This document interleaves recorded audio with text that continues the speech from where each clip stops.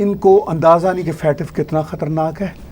اور یہ جو فیٹف ہے اگر ہم بلیک لسٹ میں چلے گئے تو اپوزیشن اس کی گلٹی ہوگی۔ میں ڈاکٹر صاحب سیریسلی وہ سوچنے لگا تھا 2 دن پہلے ہی، اور پھر کل کا انٹرویو سننے کے بعد بھی رات کو، کہ کیا واقعی ہی اب پاکستان کہیں بلیک لسٹ میں تو نہیں جا رہا، جو یہ انڈیکیشن دے رہا ہے پرائم منسٹر،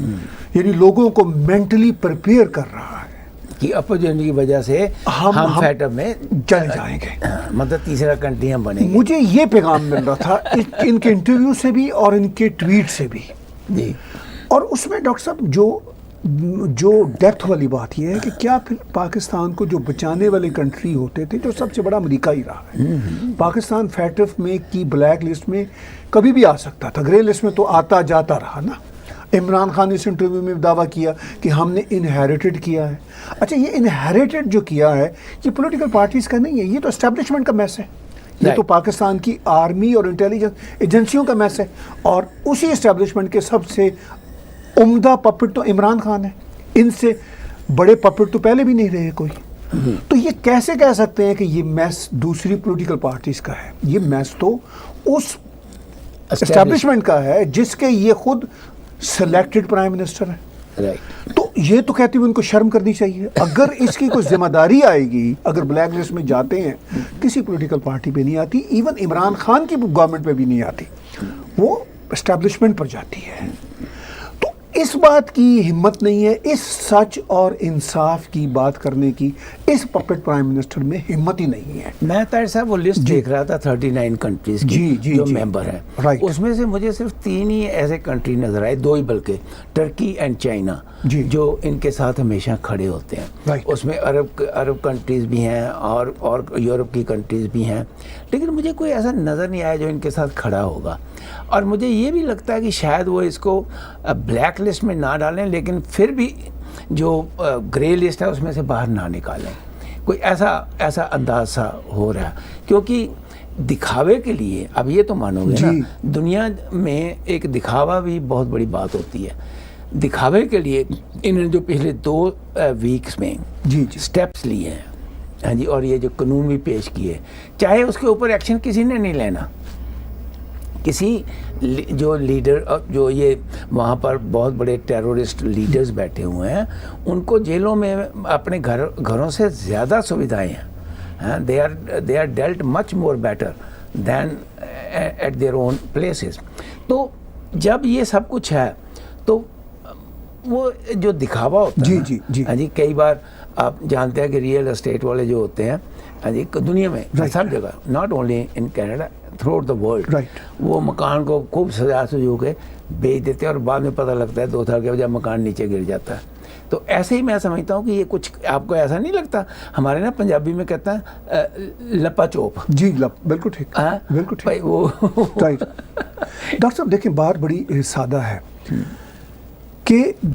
دکھاوے کے لیے یہ کام بڑے لمبے سمے سے کر رہے ہیں، اس بار نہیں صرف ہو رہے ہیں، کئی بار حافظ سعید کو پکڑا چھوڑا، وہ اندر وی آئی پی ٹریٹمنٹ میں جیلوں میں رہتے ہیں، وہ جب باہر نکلتے ہیں تو لیموزینوں میں جا رہے ہوتے ہیں، پھول دنیا ان پر نشاور کر رہی ہوتی ہے، لڈو کھا رہے ہوتے ہیں، تو اس طرح کی سچویشن ہے ان سب ٹیررسٹ کی۔ داؤد ابراہیم کا نام پہلی بار پاکستان نے لسٹ میں شامل کیا، یہ کہتے ہوئے، یعنی اکنالجمنٹ کرتے ہوئے کہ وہ پاکستان میں ہے، یہ ایک انٹرسٹنگ، امیجیٹلی جی اس کو ڈینائی بھی کر دیا کہ وہ پاکستان یا اور ساتھ یہ ہوا، وہ ساری کی ساری جو صورتحال ہے پاکستان، میں یہ سمجھتا ہوں کہ یہ جو پارلیمنٹ سے بل پاس کروانا چاہتے تھے، یہ بھی ایک آئی واش تھا، چونکہ ان کی ایک ریکوائرمنٹ تھی فیٹو والوں کی کہ بھئی آپ کی پارلیمنٹ بھی کہے، وہی میں کہہ رہا ہوں۔ اچھا، لیکن وہ بھی مجھے یہ لگتا ہے، جو میں پہلے بات کر رہا تھا، کہ جو یہ بار بار اب بلیک لسٹ کی بات پرائم منسٹر کر رہے ہیں، یہ لوگوں کو مینٹلی تیار شاید کر رہے ہیں۔ اس کی وجہ یہ ہے کہ فیٹو والے بھی ڈاکٹر صاحب تنگ آ گئے ہوئے ہیں نا، فیٹو والوں کے لیے بھی ایمبیرسمنٹ ہوتی ہے کہ بھئی آپ کتنے دیر تک، کتنے عرصے تک آئی واش میں رہیں گے، چونکہ فیٹف نے جو ان کو ریکوائرمنٹس دی تھی، وہ پتہ نہیں کچھ 27 یا کچھ سم تھنگ تھی، اس میں سے 2 پہ ایکچولی کام ہوا تھا اب تک، जितनी भी वो रिक्वायरमेंट से पूरे का पूरा, बाकी काम ही नहीं हुआ था। तो उनके लिए भी मुश्किल होता है। दूसरा फैटिफ के लिए एक और मुश्किल है, पहले तो अमेरिकन उनको बिहाइंड द डोर कह देते थे तरीके से कि जी हमें वॉर ऑन टेरर में हमें इनकी ज़रूरत है। अब ये बात भी तय है कि अमेरिकन भी नहीं कह रहे, क्योंकि अमेरिकन बहुत इंपॉर्टेंट, IMF उनके कंट्रोल में है, वर्ल्ड बैंक उनके पास है, पूरी दुनिया की जो इकोनॉमी है। क्योंकि इनको फैटिफ की ग्रे लिस्ट या ब्लैक लिस्ट से क्यों खतरा है? पैसे नहीं मिलते ना जो इंटरनेशनल फाइनेंशियल, वरना दे वुडंट केयर। वो कहीं ठीक है आप हमें ब्लैक किया है, आप उससे भी डबल ब्लैक कर दो, हु केयर्स, ठीक है। लेकिन वो चूंकि ये इनकी वो पाबंदियों से ये मसले हैं। दूसरा, पाकिस्तान की इकोनॉमिक हेल्थ जिसका आपने जिक्र किया वो बहुत ख़राब है, राइट। चूंकि आपने अभी $256 बिलियन के डेट्स की बात की, तो ये तो प्राइम मिनिस्टर बनने से पहले कह रहे थे कि मैं तो पाकिस्तान का जो लूटा हुआ रुपया है $200 बिलियन तो ऐसे ही ले आऊंगा। लेकिन इनको $200 बिलियन का पता ही नहीं है कि $200 बिलियन होता क्या है। ठीक है, जैसे वो, अच्छा अगर फर्ज कीजिए डॉक्टर साहब किसी पाकिस्तानी पॉलिटिशियन का 1-1.5 अरब रुपए का कोई प्रॉपर्टी अमेरिका इंग्लैंड में पड़ी भी हुई है, तो उसकी जो वैल्यू है US डॉलर में तो वो तो डिवाइडेड बाय 170 कुछ भी नहीं आती, कुछ मिलियन में, ठीक है ना जी। तो इनको ये $200 बिलियन तो पाकिस्तान जैसे कंट्री के लिए बहुत बड़ी रकम है। तो डॉक्टर साहब ये जो अब तक का खेल पाकिस्तान का चल रहा था, अमेरिकन की वजह से चल रहा था और मिडल ईस्ट की कुव्वतों की वजह से, सऊदी अरब, UAE, कतर, इनकी वजह, अब ये सारे दरवाजे बंद हो गए हैं। चीन का आपने जिक्र किया, चीन का जितना डेट है वो मैं दावे से कहता हूँ, आज चीन का फर्ज कीजिए, मुझे नहीं पता एग्जैक्ट डेट नंबर क्या है, फर्ज कीजिए वो $100 बिलियन है फॉर इंस्टेंस। नहीं, वैसे एग्जैक्ट 55 बिलियन है जी, लेकिन जो बाकी इन्वेस्ट अभी होना है जी वो 100 को भी पार कर जाएगा। वो मैं ये दावे से कहता हूँ 55 बिलियन जो है वो इंटरेस्ट मिला के $100 तो वही हो जाता है, $100 बिलियन तो वही हो जाना है, ठीक है। चूंकि चीन का तो कंपाउंड इंटरेस्ट है, इतना खौफनाक इंटरेस्ट है। अमेरिकन ने जो पैसे दिए, अमेरिकन ने तो खैरात में दे दिए ना,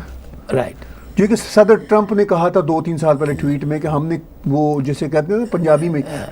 टट्ठे खूज पैसे पाए, जो $33 billion and what ever on top of that cash दिया, राइट राइट। क्योंकि वो अमेरिकन के लिए तो वो पैसा को फ्रैंकली बहुत बड़ा पैसा नहीं होता, बट स्टिल ठीक है ना। नहीं, मेरा मतलब चूंकि पैसा तो पैसा $2 बिलियन करके दिया, लेकिन ये अमेरिकन की दरिया दिली है, मैं ये कहना चाहता हूँ। लेकिन चीन में ये दरिया दिली तो नहीं होती ना। चीन का $33 बिलियन जो है ना, वो $133 बिलियन होता है, ठीक है। तो अमेरिकन का $33 बिलियन जो है ना, वो खूह खाते में जाता है। तो वो ठीक है, उनकी अपनी स्टूपिड पॉलिसीज हैं जो भी अमेरिकन की हैं। लेकिन अब जो है इमरान खान बहुत ही चैलेंज्ड हैं, जो सिचुएशन है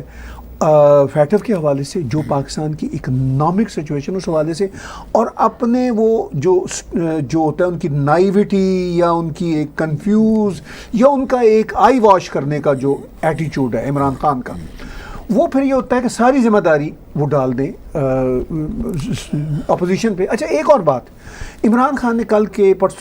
इंटरव्यू में ही बार बार कहा जी कि वो अपोजिशन कंटेनर पर चढ़ जाती है, हालांकि अपोजिशन प्रैक्टिकल कंटेनर पे अभी तक चढ़ी नहीं है, ये खुद कंटेनर का प्राइम मिनिस्टर है,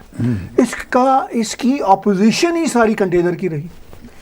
तो मुझे हैरत होती है कि इस शख्स को शर्म नहीं आती कि जो हरकतें इसने सारी जिंदगी की, और अपोजिशन जो एग्जैक्टली कर भी नहीं पा रही जो उसने किया, और उनको ये वही इल्ज़ाम दे रहा है। एक ताहिर साहब, एक बात बहुत इंटरेस्टिंग है इसमें से कि अब सेनेट और जो पार्लियामेंट है ये मिलकर, वैसे तो मैं टोटल जो होती है उसको पार्लियामेंट कहते हैं, लेकिन सेनेट एंड हाउस ऑफ मतलब जो एमपीज का जी दोनों जो house lower upper house parliament मिलकर पार्लियामेंट बनती है। अब इनकी मीटिंग होने जा रही है अगले वीक, राइट। उस मीटिंग में अगर ये पास हो जाता है तो एक बहुत बड़ा इनको पॉइंट नहीं मिल जाता, और चाइना को भी और टर्की को भी, कि देखिए उन्होंने तो कानून बना दिया है, और उनकी जो एक बहुत बड़ी कंडीशन है कि पार्लियामेंट पास करे वो हो गया। डॉक्टर साहब, हो सकता है पार्लियामेंट अगर पास कर देती है तो इनको ग्रे लिस्ट में रहने दिया जाए। हाँ। मुझे इस बात का कम इम्कान नज़र आता है कि ये ग्रे लिस्ट से बाहर निकलेंगे, क्योंकि वो इनकी जो कंप्लाइंट्स थे इन्होंने अभी तक तो उसका शायद 15% भी नहीं पूरा किया जो उनकी रिक्वायरमेंट है। तो ایک تو یہ چانس ہے، دوسرا یہ بھی ہو سکتا ہے کہ اگر یہ پاس بھی ہو جائے پارلیمنٹ سے، اس کا بھی چانس ہے کہ وہ فیٹف کہے، چونکہ فیٹف پر بہت پریشر ہے انٹرنیشنل اداروں کا، تو فیٹف یہ کہے کہ نہیں جناب آپ بلیک میں جا رہے ہیں، جو یہ ملٹری لوگوں کو تیار کرنے لگے ہیں، چونکہ یہ خود ہی اب دنیا کو بتا رہے ہیں کہ حالات کس، جسے کہتے ہیں نا اردو میں ڈینس ورڈ نہج پہ آ گئے ہیں، یعنی حالات کس موڑ پہ آ گئے ہیں، یہ دنیا کو ایک طرح سے پری ایمپٹیو انڈیکیشن دے رہے ہیں۔